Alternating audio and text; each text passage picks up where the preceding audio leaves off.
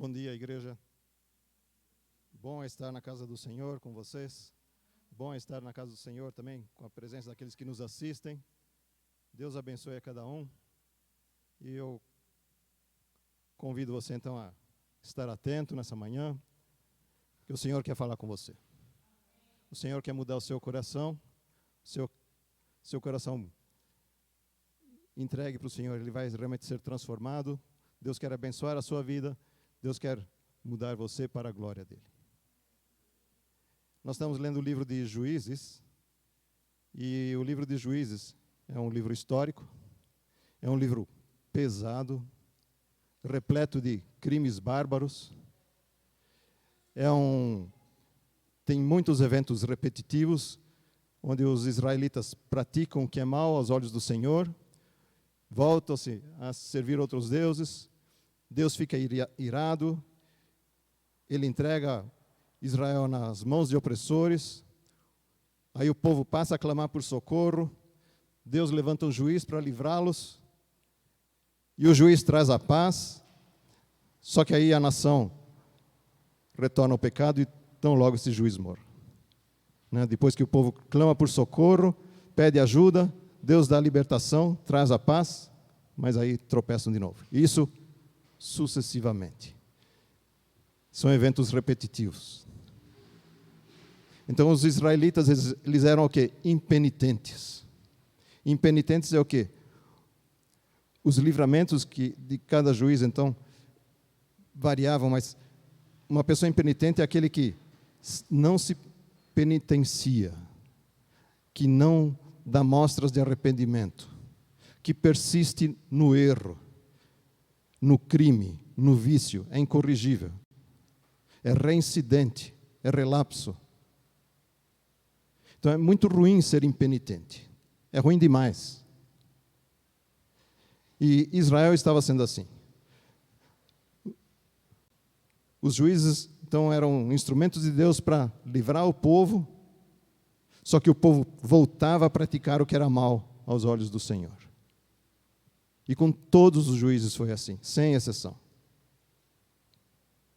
Você que está lendo o livro de Juízes vai entender isso. Se você gosta de ação, leia o livro de Juízes. Não precisa ligar a TV e assistir um filme de guerra, de luta. A guerra está aqui na Bíblia. Leia a Bíblia. Busque o Senhor. E depois o livro de Juízes termina ainda em uma guerra civil. Tribos lutando entre si. O povo de Israel lutando contra o povo de Benjamim. Não é muito difícil de tanta coisa que acontece hoje em dia, não? A Bíblia é atual. Mas hoje nós vamos concentrar num dos problemas da Bíblia, é um problema de família. Já foi pregado uns dias atrás sobre Gideão. Eu vou falar um pouco sobre Gideão.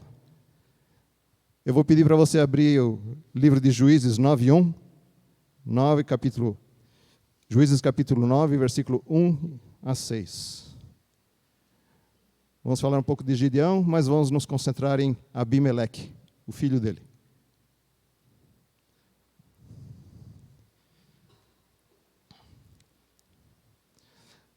Abimeleque, filho de Jerubaal. Jerubaal é o próprio Gideão. Por quê?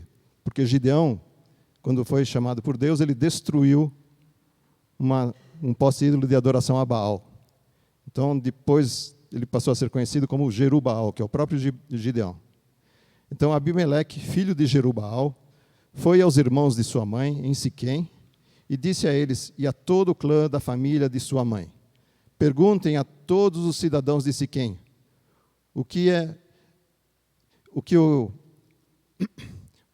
é melhor para eles, ter todos os 70 filhos de Jerubaal governando sobre eles ou sobre um homem. Lembrem-se de que eu sou sangue do seu sangue. Os irmãos de sua mãe repetiram tudo aos cidadãos de Siquém, e estes se mostraram propensos a seguir Abimeleque, pois disseram: ele é o nosso irmão. Deram-lhe 70 peças de prata, tiradas do templo de Baal, Berite, as quais Abimeleque usou para contratar alguns desocupados e vadios, que se tornaram seus seguidores. foi à casa de seu pai em Ofra e matou seus 70 irmãos, filhos de Jerubaal, sobre uma rocha. Mas Jotão, o filho mais novo de Jerubaal, escondeu-se e escapou. Então, todos os cidadãos de Siquém e de Bet-Milo reuniram-se ao lado do carvalho, junto à coluna de Siquém, para coroar Abimeleque rei. Violento, né? Muito ruim. Abimeleque era um cara ruim. E dentre as pessoas que se destacam na Bíblia, Abimeleque é uma delas. Uma dessas que são ruins para valer, né? A gente pode pensar, é a ovelha negra da família, mas eu não uso esse termo porque pode ser um termo até hoje em dia considerado racista, né? Eu digo o seguinte, é uma ovelha das trevas na família. Uma ovelha das trevas na família.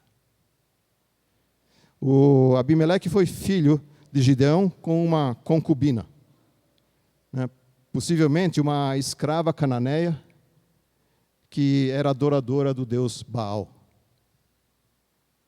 E ele tinha simpatia pelo povo de Siquém, provavelmente porque adorava também o Baal Berite, Baal da aliança, onde Israel, o povo de Israel, ao invés de adorar o Deus verdadeiro, o Deus de Abraão, Moisés, de Isaac e de Jacó, o Deus da aliança, passou a adorar esse Deus que eles criaram, Baal Berite. Berite é de aliança. E ele iludiu os irmãos. Se juntou a maus elementos. Aliciou eles com prata, pessoas desocupadas, pessoas vadias. Para quê? Para assumir o poder. E aí levou 70 irmãos à morte, com o próprio povo de Siquém, exceto um, que se escondeu. Então foi um traidor da própria família, um traidor da descendência de Gideão. Mas por que será que aconteceu essa tragédia na descendência de Gideão? E isso não aconteceu à toa, não. Não foi de graça, não. No começo, né, em Juízes 6:1, quando temos lá, de novo os israelitas fizeram o que o Senhor reprova. E durante esses 7 anos, ele os entregou nas mãos dos midianitas. Então, Israel estava sendo perseguido pelos midianitas. E aí, no versículo 7 em diante, quando os israelitas clamaram ao Senhor por causa de Midian, ele lhes enviou um profeta que disse, assim diz o Senhor, o Deus de Israel, tirei de vocês do Egito, da terra da escravidão, e eu os livrei do poder do Egito, das mãos de todos os seus opressores. Expulsei-os e dei a vocês a terra deles. E também disse a vocês, eu sou o Senhor, o seu Deus. Não adorem deuses dos amorreus, em cuja terra vivem, mas vocês não me deram ouvidos. Está aí a impenitência de Israel. E aí, Gideão foi chamado. Então, o anjo do Senhor apareceu a Gideão e lhe disse, o Senhor está com você, poderoso guerreiro. Poderoso guerreiro, o Senhor está com você. O Senhor se voltou para ele e disse, com a força que você tem, vá libertar Israel das mãos de Midian. Não sou eu quem está enviando você? Esse é o Senhor, em Juízes 6,14. O Gideão, ele se considerava insignificante. Isso está em Juízes 6,15. Ele disse, Senhor, respondeu Gideão, como posso libertar Israel? O meu clã é o menos importante de Manassés, e eu sou o menor da minha família. Ele se considerava insignificante. Mas Gideão obedeceu a Deus. Ele destruiu um altar de idolatria a Baal. Isso está em Juízes 6,32. Foi quando ele derrubou o altar de Baal à noite, e o povo viu, ficou surpreso, muitos ficaram zangados, mas ele obedeceu à vontade do Senhor. E aí passou a ser conhecido por Jerubaal. E depois Gideão também venceu os midianitas. Até aí está indo tudo bem. Deus está abençoando, está usando Gideão para libertar. E aí Gideão, então, com os 100 homens que eles tinham, de tantos milhares, restaram 100 homens que Deus fez a escolha, selecionou a dedo, e esses 100 homens tocaram as trombetas, despedaçaram os jarros e gritaram a espada do Senhor, a espada pelo Senhor e por Gideão. E aí todos os midianitas, então, fugiram correndo, se espantaram e fugiram, e depois eles foram perseguidos e dizimados. Então, através de Gideão, veio a libertação. Veio a vitória sobre os midianitas. E mais, queriam colocar Gideão como rei, mas ele se recusou a reinar sobre o povo de Israel. O que ele disse? Então, lá em Juízes 8, 22 e 23, então os israelitas queriam que Gideão reinasse sobre eles. E queriam não somente ele, mas você, seu filho, seu neto, porque você nos libertou das mãos de Midian.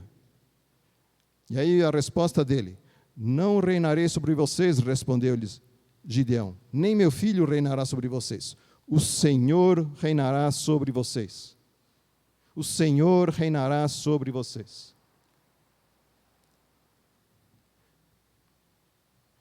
Então sempre se lembrem disso. É o Senhor quem reina sobre nós.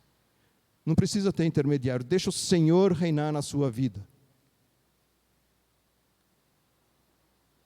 Não fica capengando de muleta, encostado em alguém. Procura ver, o Senhor reina na sua vida.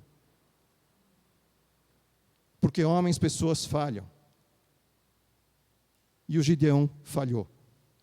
Isso está lá em Juízes 8, 24 a 27. Quando queriam colocar Gideão como rei, ele recusou, mas ele fez um pedido. Só lhes faço um pedido: que cada um de vocês dê um brinco da sua parte dos despojos. Que os ismaelitas, eles costumavam usar brincos de ouro. E aí, todos disseram: de boa vontade daremos para você. E ele ganhou 20,5 quilos de ouro. 20 quilos é uma fortuna, não? 20 quilos de ouro. E aí, sem contar enfeites, pendentes, roupas, púrpura. Então, deram muita coisa para ele. E aí, o que o Gideão fez? Ele usou o ouro para fazer um manto sacerdotal, que ele colocou em sua cidade, em Ofra. Então, ele fez esse manto sacerdotal. Isso é para que ele fosse realmente reconhecido como uma pessoa de destaque, uma pessoa importante, uma pessoa de poder. E todo Israel se prostituiu, fazendo daquele manto, aquele objeto de adoração. E aí, então, isso veio a ser uma armadilha para Gideão e a sua família. Isso foi uma armadilha para Gideão e a sua família. Então, Gideão tropeçou. Depois disso, Gideão teve muitas mulheres, os 70 filhos. E com uma concubina, teve o Abimeleque. Então, o que eu quero chamar a atenção aqui é que nós temos que tomar cuidado para não cair em armadilhas. Gideão caiu numa armadilha. Nós precisamos cuidar para não cair nessas armadilhas. E ele escorregou com esse manto de ouro. Ele escorregou com essa concubina, que talvez fosse uma cananeia. Eu tinha meus 17 anos e eu comprava material eletrônico lá na Santa Ifigênia. E aí uma vez eu fui comprar umas lâmpadas, uns materiais eletrônicos, e no meu tempo, na minha época, com meus 17 anos, a Santa Ifigênia era uma rua de prostituição. Era um desfile. Era um monstruário de mulheres lá. E aí estava eu lá, né, menininho, carregando umas caixas de lâmpada, cuidando para não quebrar, né? Não era lâmpada de LED, era lâmpada de vidro mesmo. Caiu, quebrou, perdeu. Aí o que acontece? Uma dessas mulheres me agarra no braço. Me agarra, mas com as unhas, cravou as unhas, cravou. Né? E eu, meu bobinho lá, né, não sabia o que fazer. Falei, e agora, né? Estou com essas lâmpadas aqui, não deu outra, né? puxei o braço com tudo, né? Puxei. Ela me arranhou todos os braços, né? Ficou tudo vermelho, né? Mas as lâmpadas não caíram. E fui embora. Me mandei. E o que eu quero dizer? Satanás vem sobre nós com unhas e dentes, com as garras, para nos devorar. Deus me guardou naquele momento. Eu nem conhecia Jesus, nem tinha entregue a minha vida para Ele, mas Deus me guardou naquele momento. Não se deixa cair nas garras de Satanás. Cuidado para não cair nas armadilhas. Armadilhas para nós, armadilhas para a nossa família. Depois de conquistar uma vitória, depois que Deus faz algo bom para você, permaneça em adoração somente a Ele. Nós cantamos muito sobre adoração hoje. A pastora Léa falou sobre adoração. Vamos adorar o Senhor. Permaneça na presença do Senhor. Adore somente o Senhor, o nosso Deus. Um dos mandamentos é: não terás outros deuses diante de mim. Adorar objetos, imagens, adorar dinheiro, adorar o que você possui, isso é uma armadilha para você e a sua família. Deus não se compara com nada disso. Deus está acima de tudo isso. Quais são as armadilhas que estão prejudicando você? Quais são as armadilhas que estão atrapalhando a tua família? A ação de Abimeleque contra os 70 irmãos, ou 70 menos 1, que o Jotão escapou, se escondeu, fugiu. Essa ação do Abimeleque foi resultado do tropeço de Gideão diante de Deus. Ele caiu na armadilha. Então, muitas coisas ruins acontecem na vida familiar, porque os pais estão caindo em armadilhas de Satanás. Essa semana, trocando mensagem com pessoas do grupo do meu bairro, eu troquei mensagem com uma pessoa, e aí um vizinho da minha rua, eu encaminhei para ele o resultado de uma conversa que tinha tido com os moradores, com meus vizinhos lá, para saber de um fato que tinha acontecido no bairro ali. E aí, quando essa pessoa viu a mensagem, era uma imagem, não? Tinha, acho que a foto da pessoa, era pequenininha, não reconheci nada. Aí ele respondeu para mim: esse é o trouxa do namorado da minha ex. Aí eu me espantei, né? Caramba. É o trouxa do namorado da minha ex, né? E aí eu pensei com meus botões, né? Que ponto chega a ter umas pessoas com suas confusões familiares, né? Eu já tinha ficado triste que ele tinha se separado. Conheço o casal que se separou, conheço as crianças deles. E fica esse conflito entre todos, não?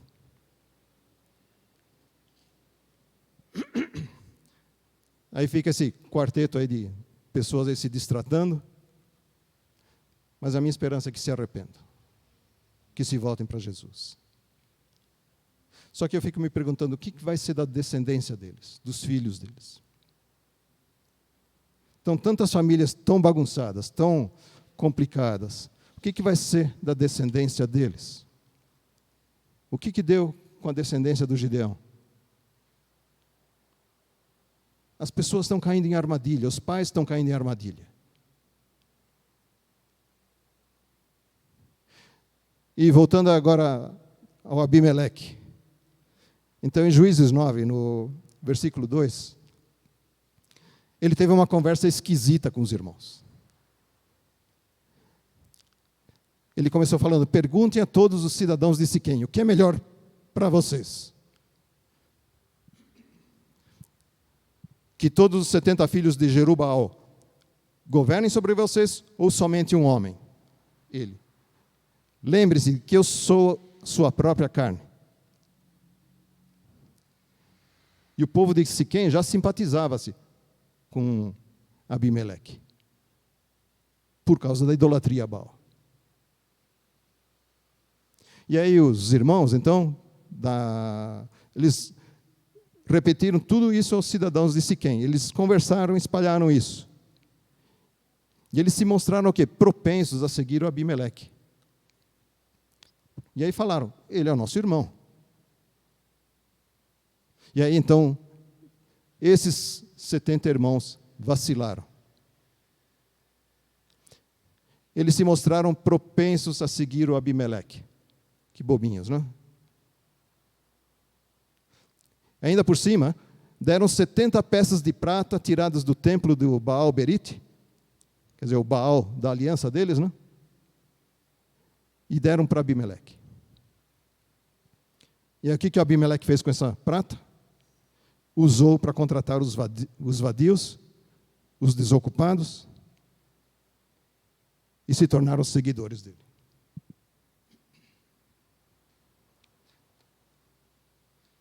Então, o Abimeleque se juntou a maus elementos.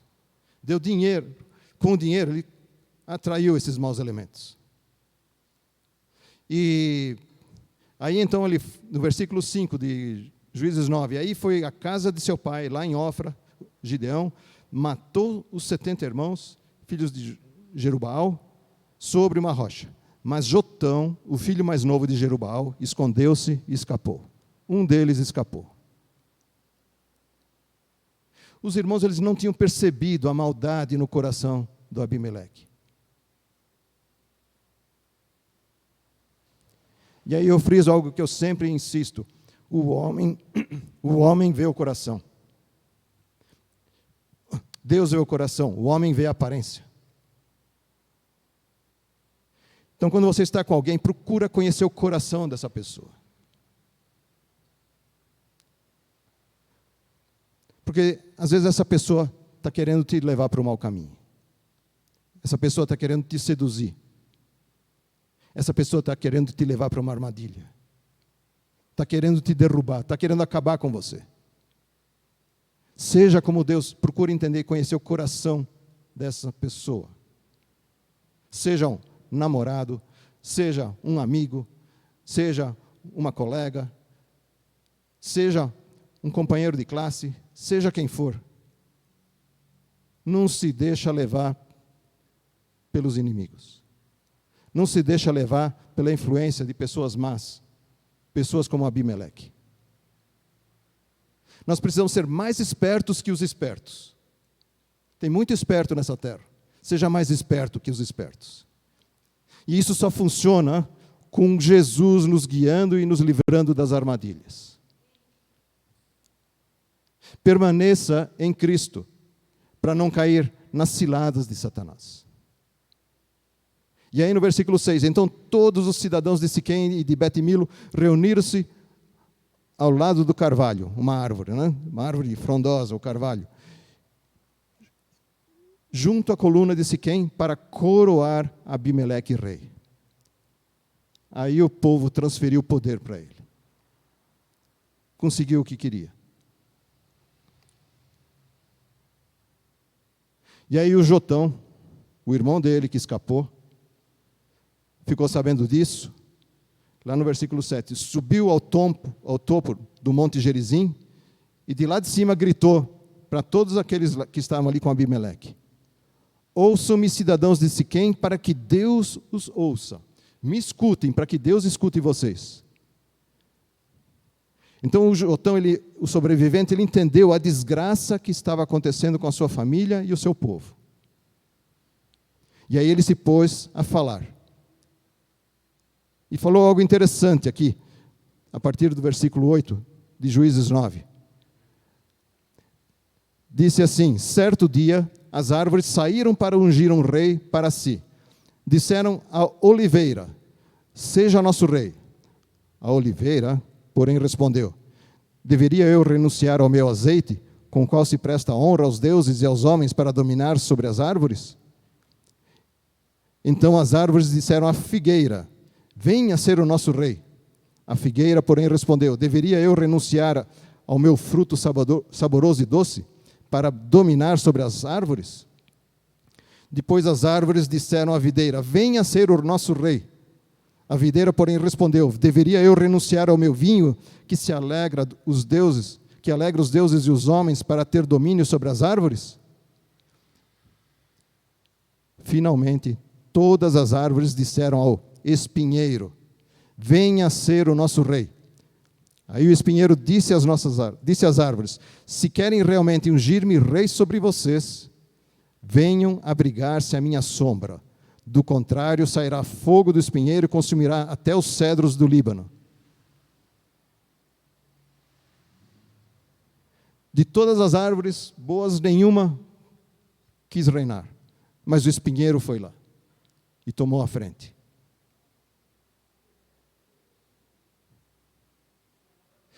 Coisas ruins acontecem quando pessoas boas deixam de fazer o bem. Essa é a conclusão que eu tiro dessa passagem. Quando as pessoas boas deixam de fazer o que é certo, coisas ruins acontecem. Se você não é como um Abimeleque, se você é um filho de Deus, se você é um servo do Senhor, procura fazer as coisas boas, para que coisas ruins não aconteçam.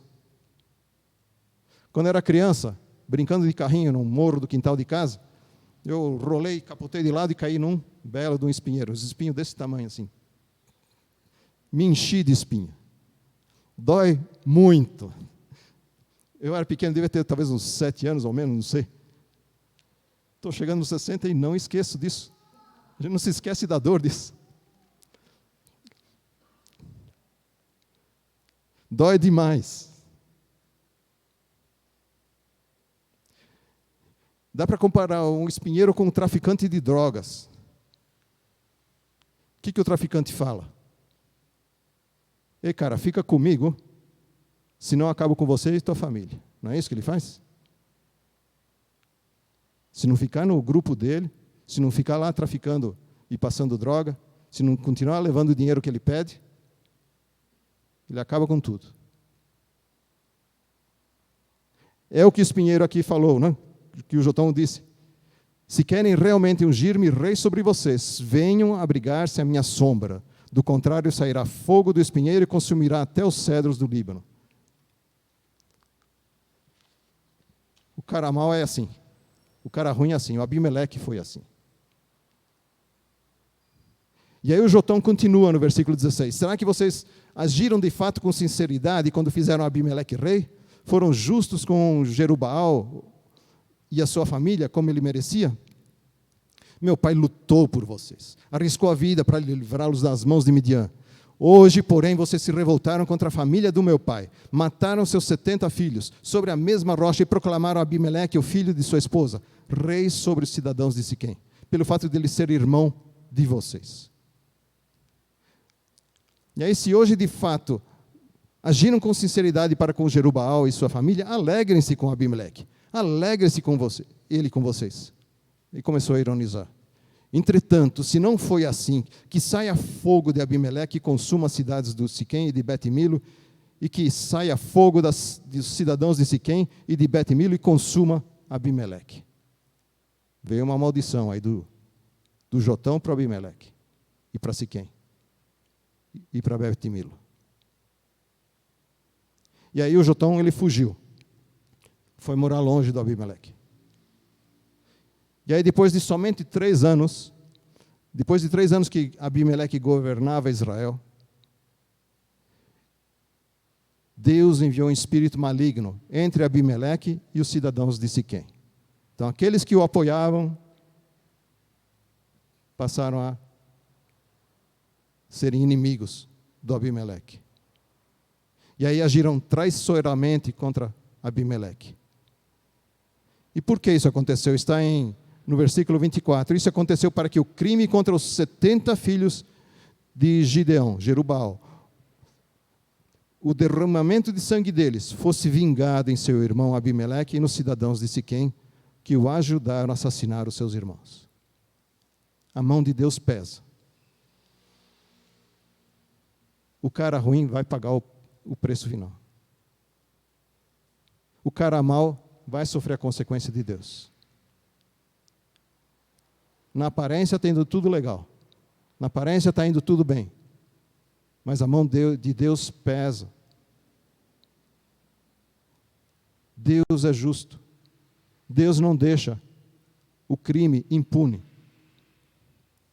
Deus não deixa o pecado sem consequência. Veja se dentro de você tem alguma coisa que está sendo armadilha na sua vida. Cuida para não sofrer essa consequência diante de Deus. Se examina. O Espírito Santo de Deus habita sobre nós justamente para isso. Se você recebeu Jesus, você recebeu o Espírito Santo de Deus na sua vida, examina o teu coração. Veja o que você está fazendo com você, com as pessoas à sua volta. Veja o que você está fazendo com a tua família. Cuidado com as armadilhas. E aí então, o que veio depois? Os cidadãos de Siquém, eles tinham enviado homens para fazer emboscadas, para assaltarem outras pessoas. Continuando também nessa passagem aí, levantou-se um Gaal, um filho de um tal Ebed. Ele se mudou para Siquém. E aí Siquém confiava nesse Gaal. E aí esse Gaal começou a se levantar. Quem é o Abimeleque para que o sirvamos? E aí então começou a desafiar o Abimeleque. Então fizeram uma festa, tomaram vinho, se embriagaram, encheram a cara, e aí começou a sair um monte de bobagem, não é isso? Não é no meio da cachaça que sai a bagunça?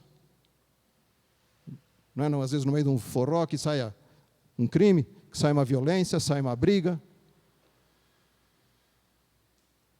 Cuidado com as armadilhas. Então, o Gaal, então, não queria servir a Abimeleque. E aí ele falou, sirvam aos homens de Amor, o pai de Siquém. Por que servir a Abimeleque?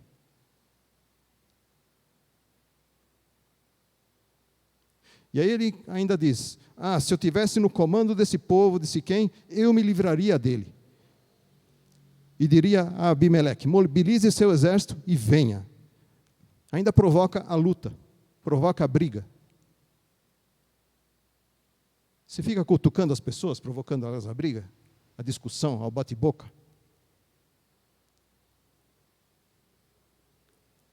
Deixa o Espírito Santo controlar você. Não se deixa levar por Satanás. Não põe fogo, lenha na fornalha, atiçando fogo. Seja um pacificador. Não seja dado à violência. E aí tinha lá um parceiro do Abimeleque, um representante dele, chamado Zebu. Aí que ele fez? Estava lá no meio da festa, aí ele ficou indignado, e aí mandou mensagem para o Abimeleque do que estava acontecendo, e disse, olha, pega teus soldados e vem para a briga. Vamos acabar com isso. Vamos acabar com essa conversa mole do Gaal. E aí todas as tropas do Abimeleque foram, de noite, prepararam emboscadas perto de Siquém, e quando Gaal viu eles, ele disse para o Zebu, veja, tem gente chegando lá, estão descendo do alto das colinas. E aí o Zebu aí começou a dissimular. Você está confundindo com sombras dos montes e dos homens. E aí ele insistiu, veja, tem gente descendo da parte central do território. E aí o Zebu falou, não são esses os homens que você ridicularizou? Vai lá, luta com eles. Não foi você que atiçou o fogo, a briga, a discussão? Né? Aí vem a pessoa aí tirar satisfação com você. Vai lá, discute com ela. Não foi você que criou o problema? Desafiou o outro? É assim que Satanás trabalha. E aí Gaal, então, conduziu fora os cidadãos de Siquém, lutou contra Abimeleque. Abimeleque perseguiu eles e o Gaal fugiu. Perdeu. E aí, então, Abimeleque ainda entrou na cidade, tomou conta da cidade e atacou Siquém. Perseguiu Siquém ainda nos campos.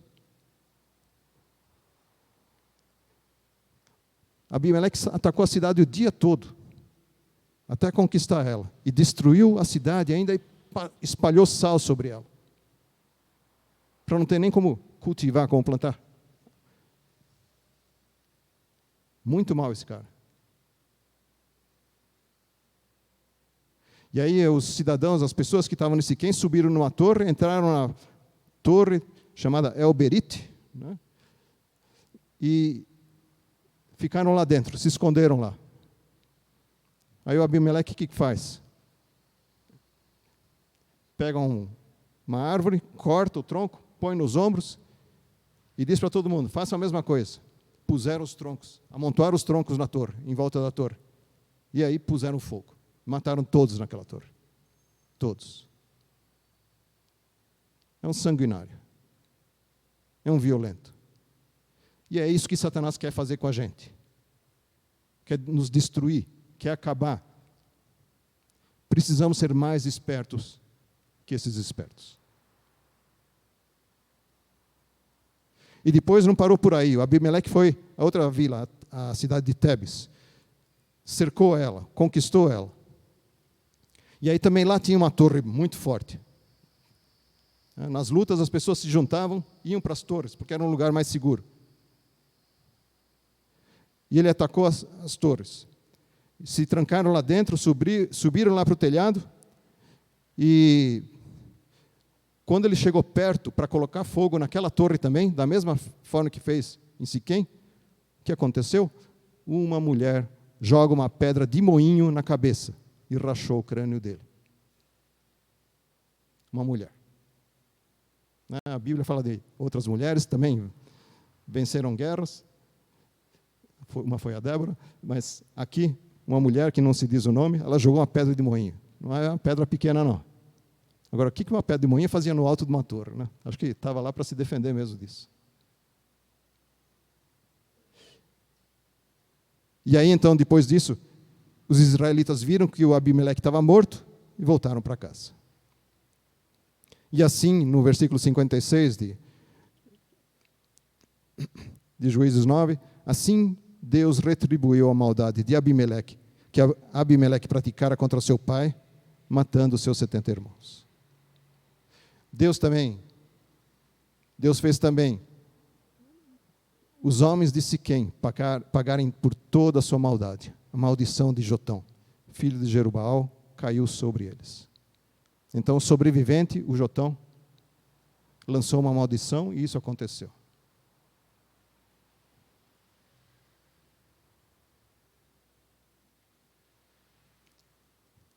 Então, a situação do Abimeleque acabou assim. Um cara ruim, um cara mau, governou por poucos anos sobre Israel e morreu.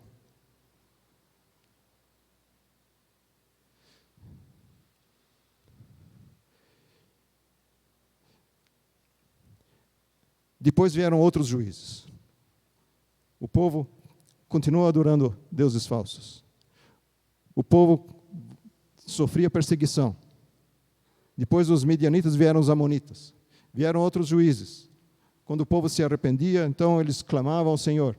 Juízes se levantavam e depois a ira do Senhor se acendeu contra eles, entregou nas mãos de filisteus, outros tantos povos que remanescentes ali que não foram expulsos.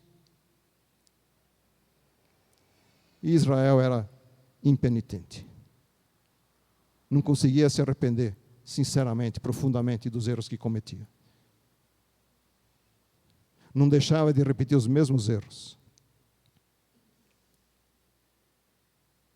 E em 1 João, capítulo 1,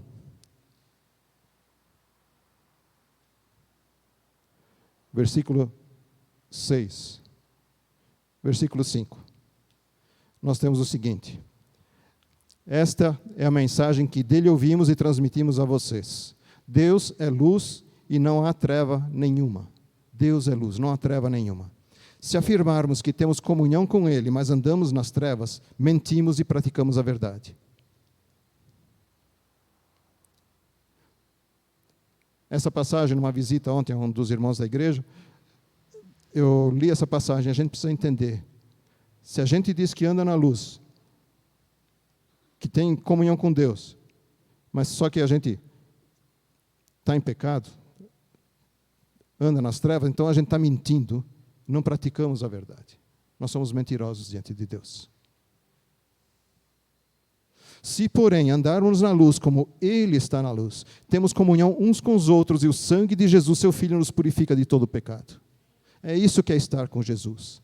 É estar sob o sangue de Jesus que jorrou na cruz por conta dos nossos pecados. Nós não vamos sentir o preço, como nós cantamos aqui, o preço que Jesus pagou. Nós não vamos pagar a dívida do pecado nosso, Jesus já pagou por ela. E se nós afirmamos, no versículo 8, que estamos sem pecado, enganamos-nos a nós mesmos e a verdade não está em nós. Isso é uma armadilha. Afirmar que estamos sem pecado, isso é uma armadilha de Satanás. Isso é ser arrogante diante de Deus. Te examina, sonda, examina a sua vida.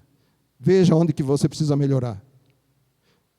E aí, se você perceber alguma coisa, é o versículo 9 que a gente tem que aplicar. Se confessarmos os nossos pecados, Ele é fiel e justo para nos perdoar os nossos pecados e nos purificar de toda injustiça.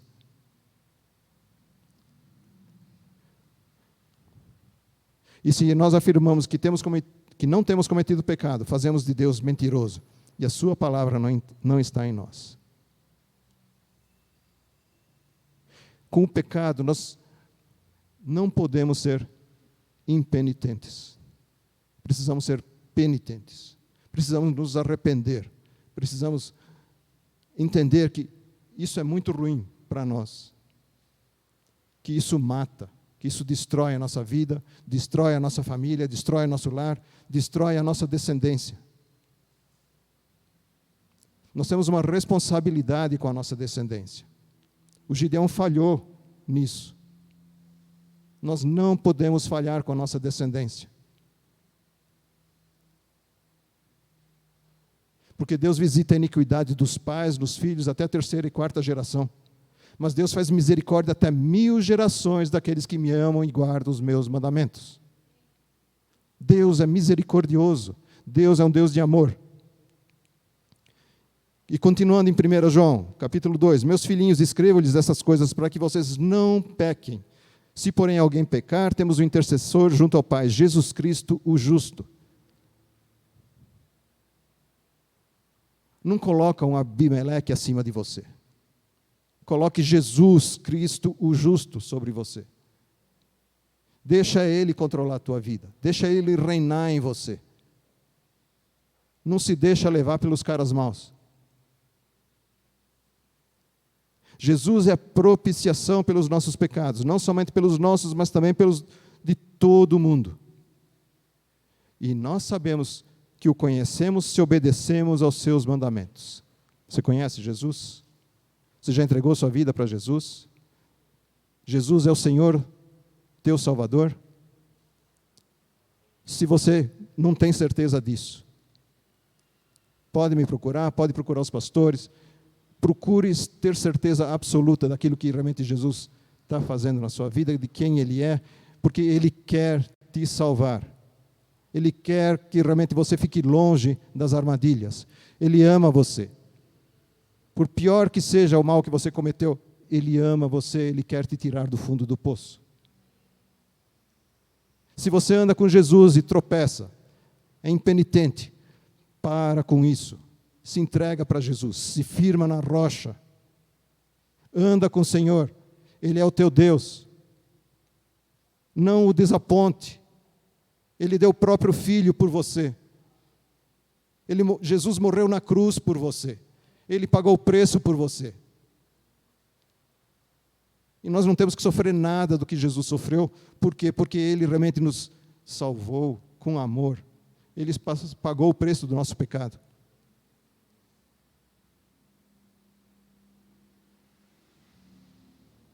Se alguém obedece a sua palavra, nele verdadeiramente o amor de Deus está aperfeiçoado. Versículo 5. Então o amor de Deus transborda em nossos corações quando estamos nele. E aquele que afirma que permanece nele deve andar como Jesus andou.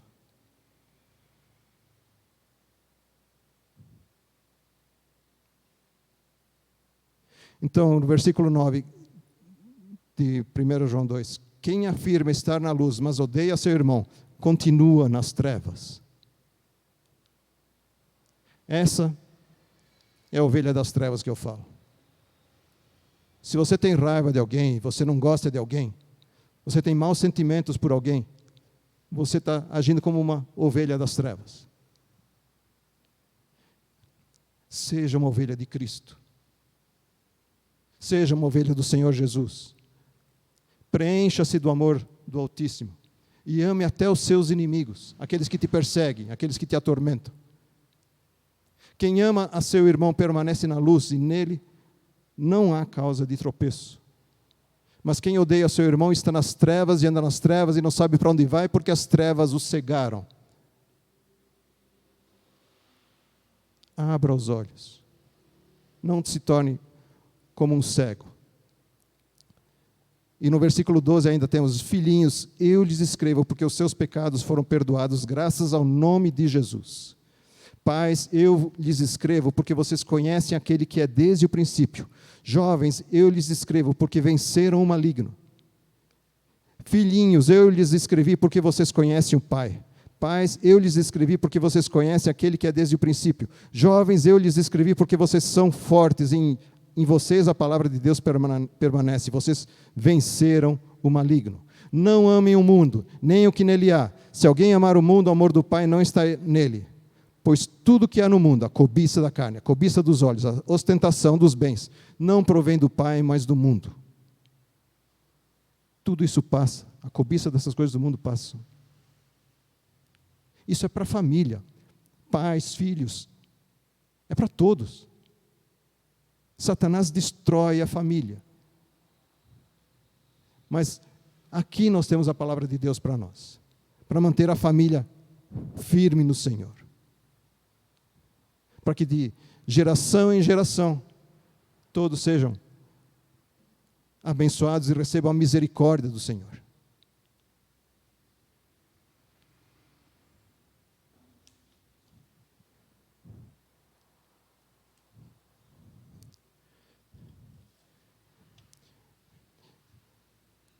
Eu vou encerrar por aqui, mas eu insisto com vocês.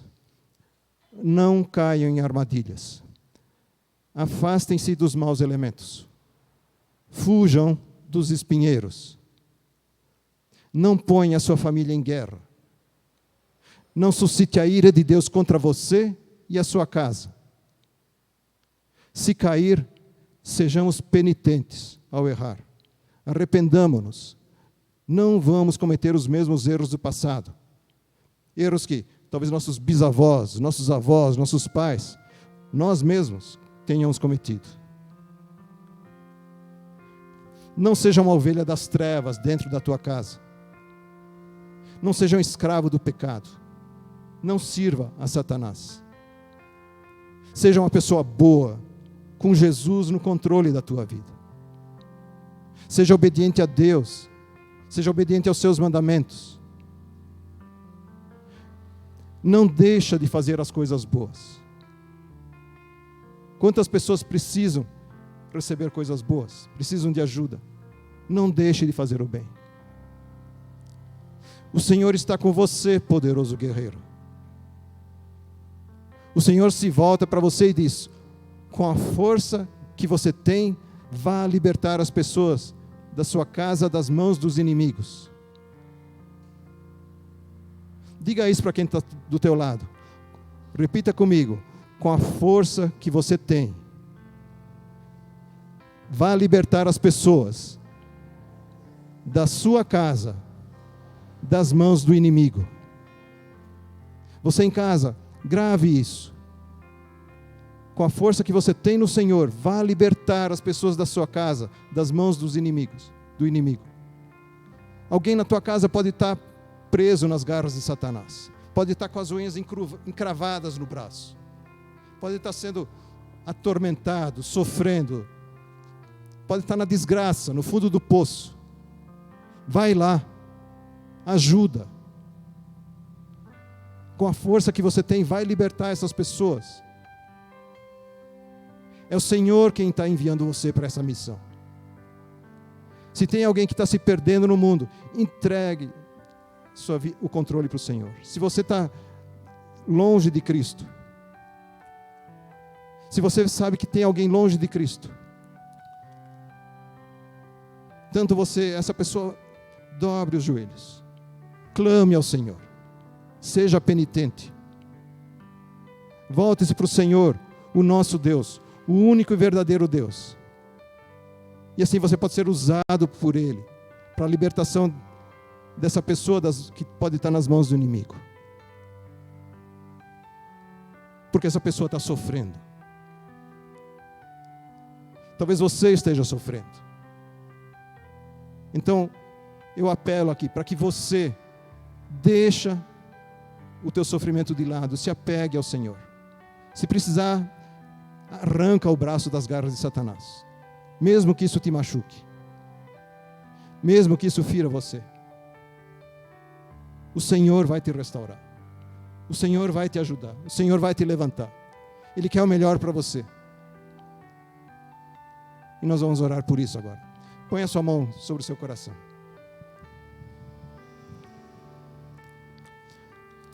Senhor, eu te agradeço.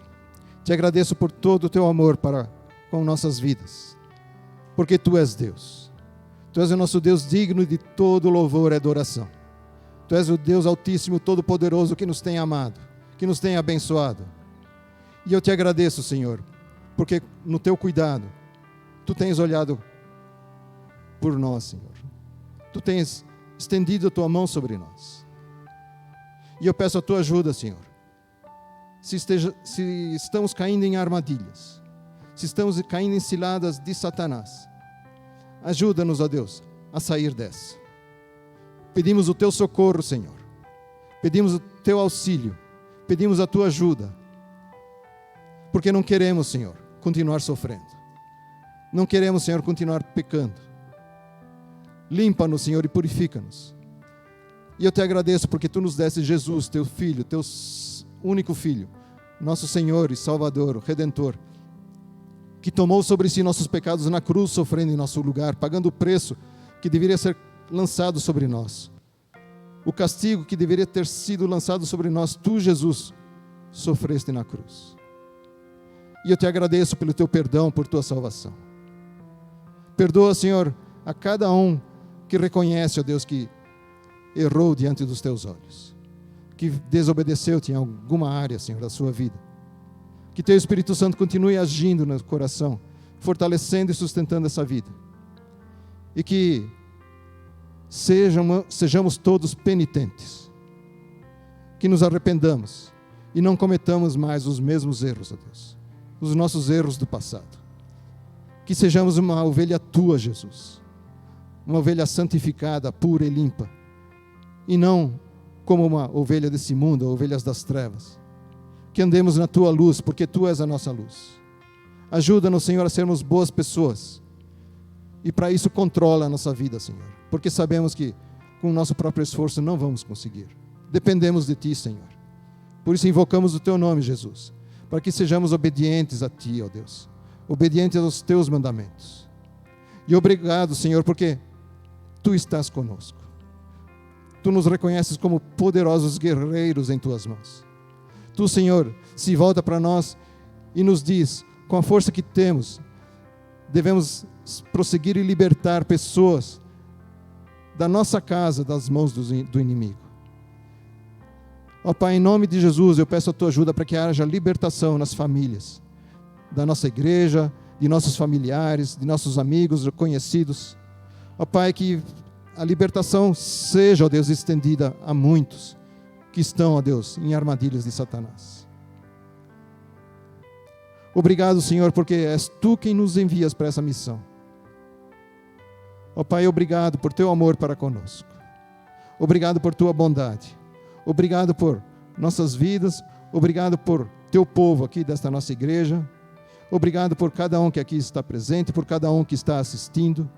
Que o Teu Espírito Santo continue trabalhando em cada coração levando cada um ao arrependimento, à penitência tão necessária para ter uma transformação perpétua. Obrigado, Senhor, por teu amor por nós. A ti seja toda a glória em nome de Jesus. Amém. Aleluia. Amém.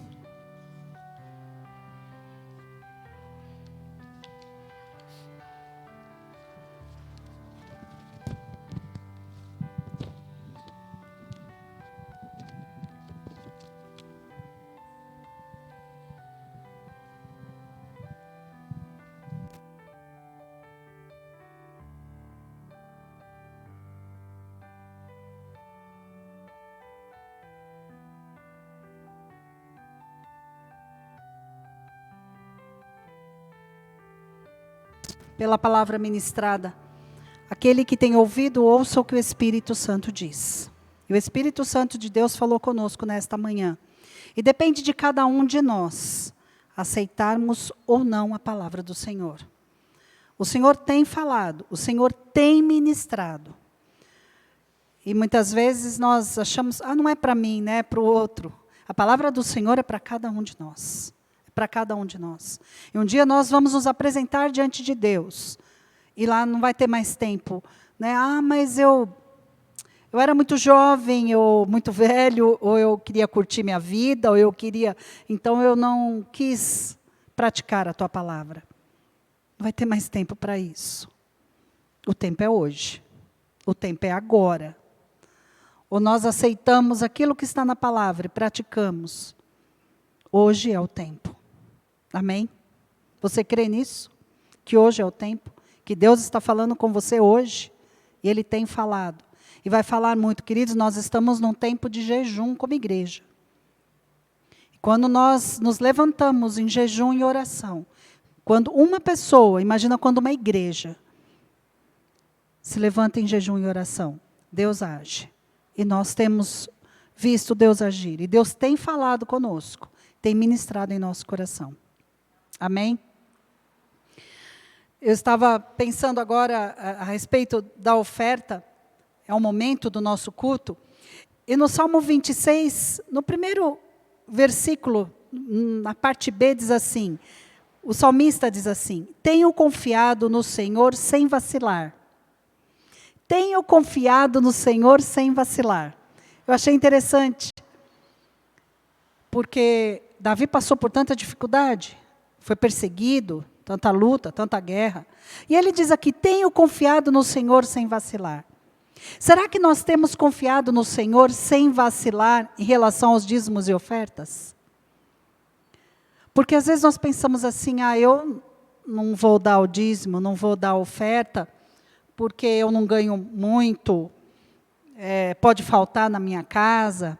Queridos, quando nós obedecemos a palavra, quando nós confiamos no Senhor, sem vacilar, nada nos falta. Eu posso dizer por experiência, nada nos falta. Não importa se o seu dízimo, a sua oferta é pouco. O que importa é o seu coração, é a obediência. E não cair em cilada do inimigo.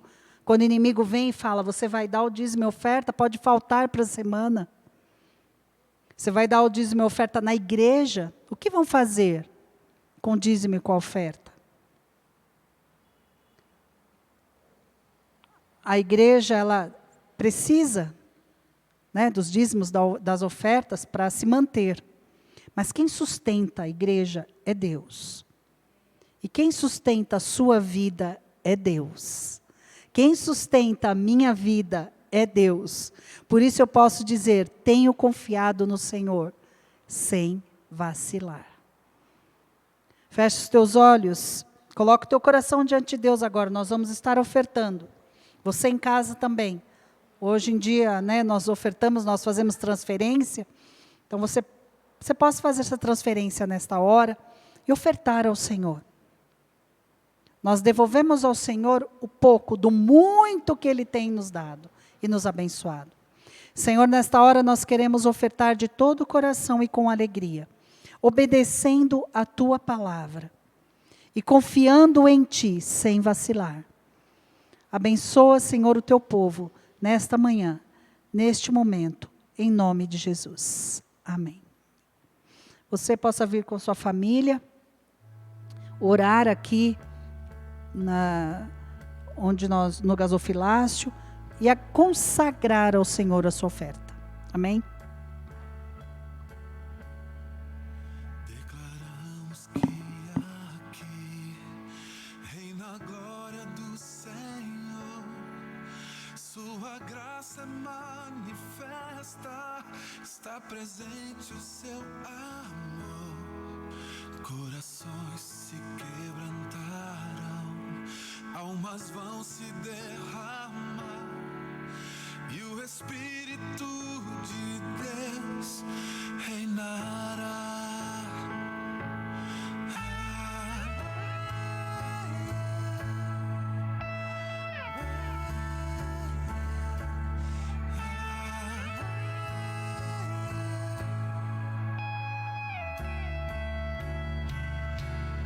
Profetizamos salvação, total libertação, quebramos as cadeias, em nome de Jesus. Aqui não há lugar pro mal, aqui reina a luz, entronizamos Cristo. Ele é nosso Rei.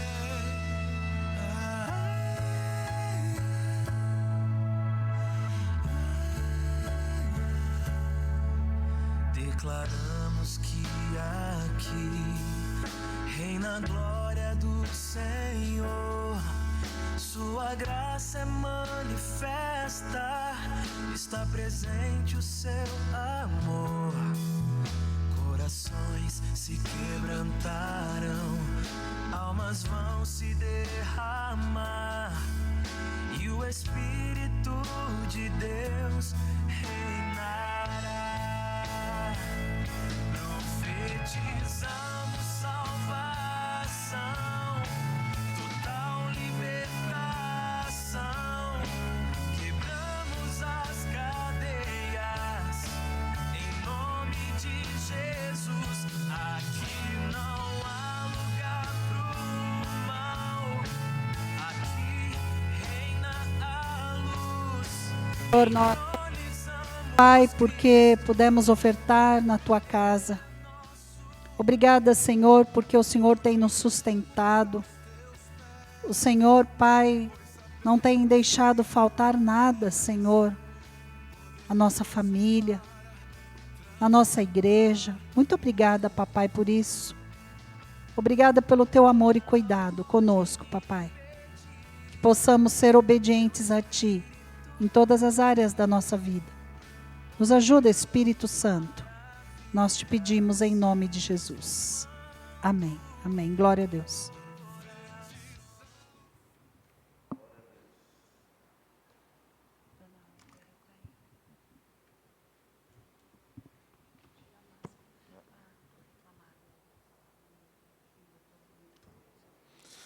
Glória a Deus por tudo que Ele já tem feito por nós, pela palavra, né? Pelos louvores, por poder ofertar, né? É uma bênção. Tudo isso o Senhor tem feito por nós. Eu gostaria que você abrisse sua Bíblia no Salmo 133. Nós teremos agora a grata satisfação, né, de receber a comunhão da igreja, uma família querida, né?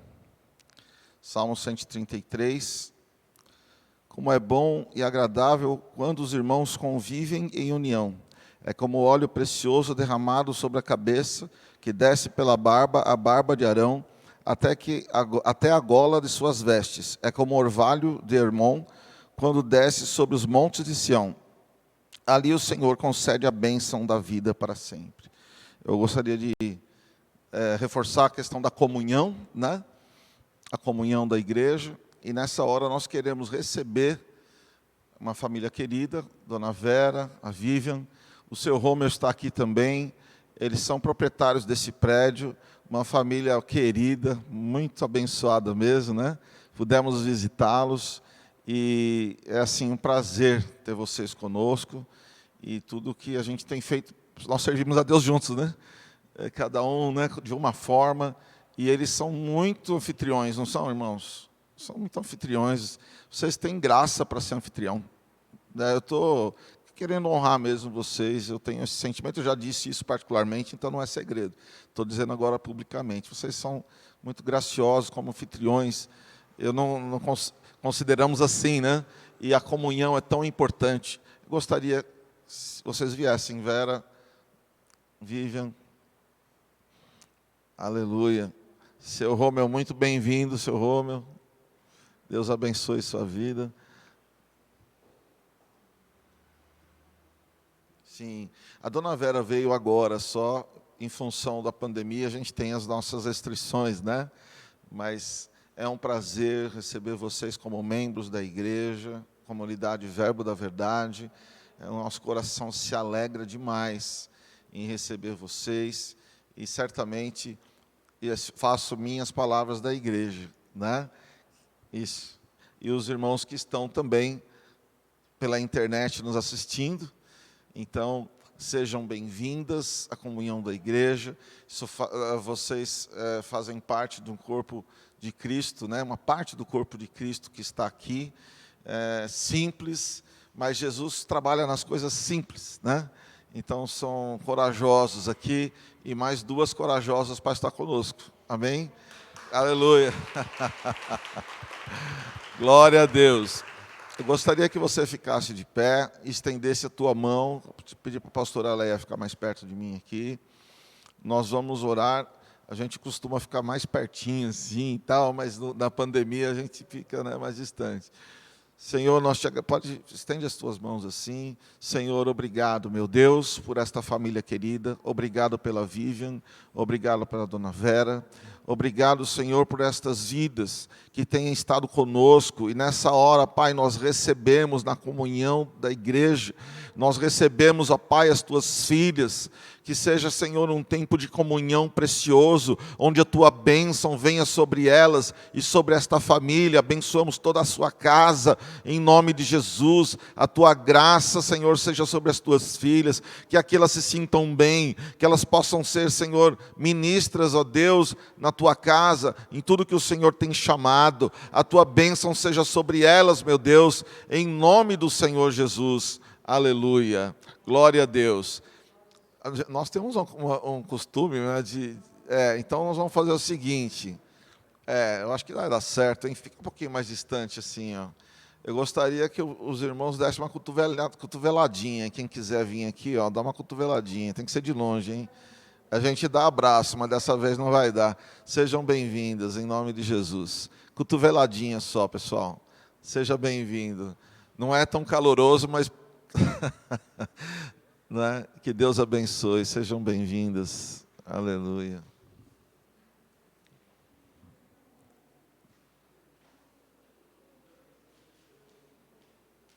Glória a Deus, amém, seja bem-vinda. Você quer falar? Deus abençoe a vida de vocês e a família de vocês. Vocês querem falar alguma coisa? Dá uma apertadinha.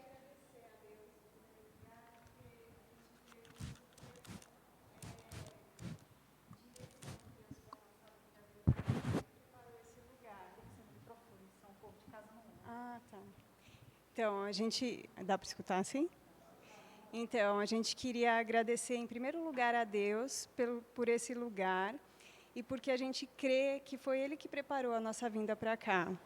E agradecer também aos irmãos que nos receberam. Deus abençoe. Glória a Deus. Glória a Deus.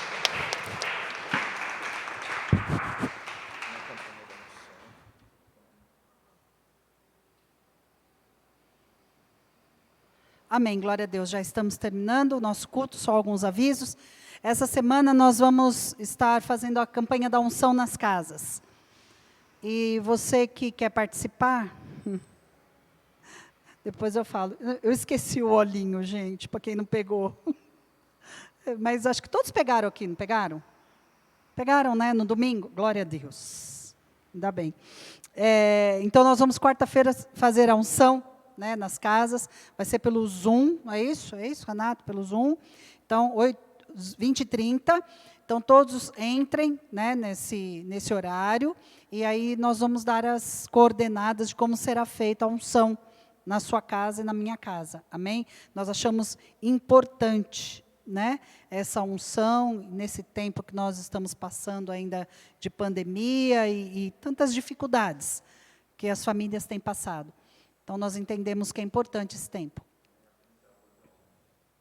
Amanhã tem célula de homens às 20h30. Então, amanhã, segunda-feira, nós temos as células de homens, que os homens terão células 20h30, que das mulheres já foi semana passada, né? E também escola de ministérios, que começa dia 2/3, às 20h30. Então, se você quiser saber mais alguma coisa, procure a Gabi. A Gabi pode te explicar melhor sobre a nossa escola de ministérios, né? Então, começa dia 2/3. Participe, é importante. É muito bom, né, aprendermos, está sempre aprendendo sobre as coisas de Deus, né, vale a pena. Né? Nós vamos estar ministrando, eu, o Reginaldo e a Renata, e que você possa participar conosco. Amém? Eu creio que são esses. Os outros avisos estão no boletim, e você deu uma olhadinha ali. Todos, a Renata tem mandado também o esquema do jejum. É tão bonitinho, né, gente? Você passa o dedinho assim, o negócio fica virando, né? Eu fiquei brincando com aquele negócio do dia. Quando eu descobri que era aquilo, né? Porque até eu olhar, né, cai a ficha, eu fiquei lá brincando com aquele negocinho. Mas a tecnologia está bem avançada, né, Renata? Ah, não é para fazer isso, é fazer assim, não. Amém. Vamos ficar em pé, então. Vamos orar, eu peço ao pastor que esteja orando e nos abençoando nesta manhã. E agora, rapidinho, após o culto, eu peço que os diáconos estejam ali no fundo para uma rápida reunião que o líder, o Alexandre, nos convocou. Amém? Oremos. Senhor, somos gratos por esta manhã, por poder com liberdade te adorar, te louvar, poder ouvir a tua palavra, poder ofertar, poder estar em comunhão com os nossos irmãos. Nós te agradecemos por tudo e principalmente pela tua presença aqui entre nós. Que a bênção do Senhor seja sobre a tua casa, que o Senhor resplandeça o seu rosto sobre ti e que a paz do Senhor, que excede todo o entendimento, seja sobre você e toda a sua família, hoje e sempre. Amém. Deus abençoe a sua vida e fala para o teu irmão, você é uma bênção. Fala você aí na sua casa também, você é uma bênção.